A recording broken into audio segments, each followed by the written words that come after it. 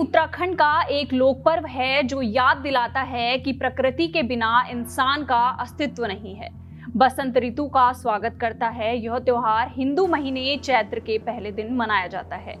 उत्तराखंड अपनी प्राकृतिक खूबसूरती के लिए जाना जाता है। यहाँ हर कुछ नेचर से जुड़ा हुआ है, चाहे खान पान हो या पहनावा हो या फिर घूमने की कोई जगह। ऐसा ही एक त्योहार है फूलदेई, जिसमें कि लोग फूलों के साथ प्रकृति का ये सुंदर त्योहार मनाते हैं। इस त्योहार में बच्चों की एक खास भूमिका होती है। बच्चे ही इस त्योहार की वो कड़ी हैं जो कि लोगों को और तमाम घरों को एक दूसरे से जोड़ते हैं।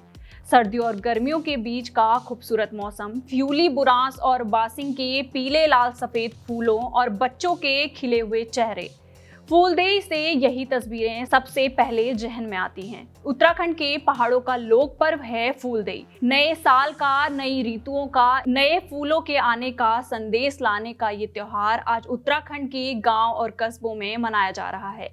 ये प्रकृति का आभार प्रकट करने वाला लोक पर्व है। फूलदेई चैत के महीने की संक्रांति को, जब ऊंची पहाड़ियों से बर्फ पिघल जाती है, सर्दियों के मुश्किल दिन बीत जाते हैं, उत्तराखंड के पहाड़ बुरांस के लाल फूलों की चादर ओढ़ने लगते हैं, तब पूरे इलाके की खुशहाली के लिए फूलदेई का त्योहार मनाया जाता है। फूलदेई के दिन लड़कियां और बच्चे सुबह सुबह उठकर फ्यूली, बुरांस, बासिंग और कंचनार जैसे जंगली फूल इकट्ठा करते हैं। इन फूलों को रिंगाल, बांस जैसी दिखने वाली लकड़ी की टोकरी में सजाया जाता है। टोकरी में फूलों पत्तों के साथ गुड़ चावल रखकर बच्चे अपने गाँव और मोहल्ले की ओर निकल जाते हैं। इन फूलों और चावलों को गांव और घर की देहली यानी मुख्य द्वार पर डालकर लड़कियां उस घर की खुशहाली की दुआ मांगती हैं। इस दौरान एक गीत भी गाया जाता है, फूलदेई छम्मा देई, जतक देला उत्क सही, दैणी द्वार भर भकार। बच्चों की टोली जिन घरों में जाती है, उन्हें घर के लोगों द्वारा चावल, मिठाई, टॉफी और गुड़ के साथ भेंट रुपए दिए जाते हैं। हालांकि पहले के मुकाबले अब यह पर्व फीका पड़ता जा रहा है। किसी जमाने में बच्चों को इस दिन का बेसब्री से इंतजार रहता था।